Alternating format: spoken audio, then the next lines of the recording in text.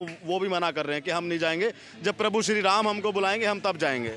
देखिए, कांग्रेस पार्टी और उसके तमाम नेताओं को मैं स्पष्टता के साथ कह दूं, तुम आज भी 70,000 मंदिरों में घुसे हुए हो जिस पर सरकारी नियंत्रण है, जहां कांग्रेस की पार्टी चलती है। कांग्रेस का एमपी, एमएलए, पार्षद, पार्टी का कार्यकर्ता मठों मंदिरों के नियंत्रण में लगा हुआ है। ऐसे में कांग्रेस पार्टी का राम के साथ इनकार कर देना जाने से प्राण प्रतिष्ठा में ये राष्ट्र के साथ एक दोगली राजनीति का प्रत्यक्ष प्रमाण है। ऐसी कांग्रेस पार्टी जो 70 साल से सत्ता में थी और आज करीब 4 लाख मठों, मंदिरों, तीर्थों, ज्योतिर्लिंगों पर सरकारी नियंत्रण है।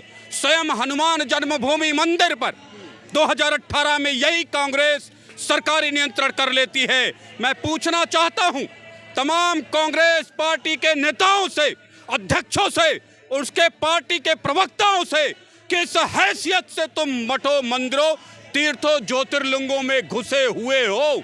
अगर राजनीतिकता ये पतन है तो 70,000, 60,000, कभी 4 लाख मठों, मंदिरों में कांग्रेस पार्टी का एमपी, एमएलए, पार्षद, विधायक, मंत्री, मुख्यमंत्री, कैबिनेट मिनिस्टर तक शामिल रहा है। वो क्या है? वो राजनीति है, राष्ट्रनीति है कि राष्ट्रद्रोह है, समाजद्रोह है, सनातन द्रोह है, हिंदुओं से द्रोह है? कौन सी नीति है जिसके तहत तुमने मठों, मंदिरों पर कब्जा कर लिया है? मुझे बताओ। राम जी से इनकी नाराजगी क्यों है? ये राम पे क्यों नाराज है? जब मठ मंदिर इनके कंट्रोल में है और इनका अधिकार भी रहा है, तो अब ये राम से नाराज क्यों है? कर्नाटका में कांग्रेस की सरकार है कि नहीं है? सरकारी नियंत्रण में 34,000 मंदिर है कि नहीं है? तमिलनाडु में सरकार किसकी है? केरला में सरकार किसकी है? आंध्रा में सरकार किसकी है? तेलंगाना में अभी अभी कांग्रेस की सरकार बनी है, 31,000 से ज्यादा मंदिर सरकारी नियंत्रण में है।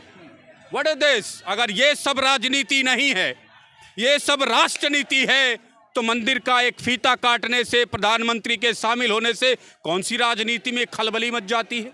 कौन सी राजनीति का स्तर गिर जाता है? कौन सी राजनीति में वजूद और आपस में लड़ाई हो जाती है, किसी के बढ़ने का, किसी के घटने का? हाँ, ये आरएसएस का प्रोग्राम है, ये भारतीय जनता पार्टी का प्रोग्राम है, ये प्राइम मिनिस्टर मोदी का प्रोग्राम है। और होना चाहिए। जो पार्टी नेता 70 साल से 4 लाख मठों, मंदिरों पर कब्जा करके बैठे थे, किसी एक मंदिर में ईंट रखी हो कांग्रेसियों ने? तो मुझे बताओ। किसी एक मंदिर में ईंट रखी हो किसी कांग्रेसी ने? तो मुझे बताओ। 4 लाख मठों, मंदिरों पर कब्जा करके बैठे यही थे। इनके फूफा नाना का मंदिर था। कांग्रेसियों के किस फूफा नाना का मंदिर था जिसको कांग्रेस पार्टी वाले कंट्रोल करते? तो जब पार्टी के लोग, कांग्रेस पार्टी के लोग मठों, मंदिरों, तीर्थों में घुस जाएं, साधु संत महंतों के हैसियत और उनके क्रियाकलापों में हस्तक्षेप करें, हिंदू सनातन संस्कृति के दान के मठों के अंदर, मंदिरों के अंदर को पेटियों पर बैठ जाए, तब राजनीति नहीं है, तब राष्ट्रनीति नहीं है, तब राजनीति का स्तर नहीं गिरता है। जब समस्त मस्जिदें आज़ाद हो जाती हैं, चर्च आज़ाद हो जाते हैं, केवल मंदिरों पर कब्जा हो जाता है, तब भारत के किसी राजनेता का, तमाम दोगले किस्म के राजनेता, तमाम बहरूपीय नेता, तमाम तथाकथित बुद्धिजीवी नेता कहाँ मर जाते हैं? किस बिल में दुबक जाते हैं? सीताराम येचुरी, बिंदा करात, ममता बनर्जी, राहुल गांधी, अखिलेश यादव और ये तमाम अन्य जितने भी नेता आज कह रहे हैं कि प्रधानमंत्री राजनीति कर रहे हैं, बीजेपी राजनीति कर रही है, तो मैं कहता हूं खुल के राजनीति करो, पूरी ताकत से मठों, मंदिरों की सेवा करो, हर मंदिर को भगवान राम के मंदिर जैसा भव्य बनाओ। यही तो ड्यूटी है हमारी।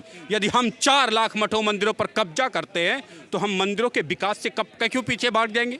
मंदिरों के फीता काटने से क्यों भाग जाएंगे? मंदिरों की नींव रखने से क्यों भाग जाएंगे? मंदिरों के संवर्धन और विकास से क्यों भाग जाएंगे? यही कांग्रेसी भागते रहे, केवल धन पर कब्जा किया, केवल सनातन संस्कृति को नष्ट करने का काम किया। ऐसे कांग्रेसियों से सुनने की कोई जरूरत नहीं। अखिलेश यादव समाजवादी पार्टी के अध्यक्ष हैं, राष्ट्रीय अध्यक्ष हैं, वो भी कह रहे हैं कि जब पहले तो कह रहे थे कोई न्योता देगा तो जाएंगे, अब मिल गया तो कह रहे हैं कि जब प्रभु श्री राम बुलाएंगे तब जाएंगे, उससे पहले जाएंगे ही नहीं। कहते हैं बाप से अगर गलती हो ना तो बेटों को थोड़ा माफी मांग लेनी चाहिए, सुधार लेनी चाहिए, कुछ पुण्य कमा लेना चाहिए जिससे बाप के पाप धुल जाएं।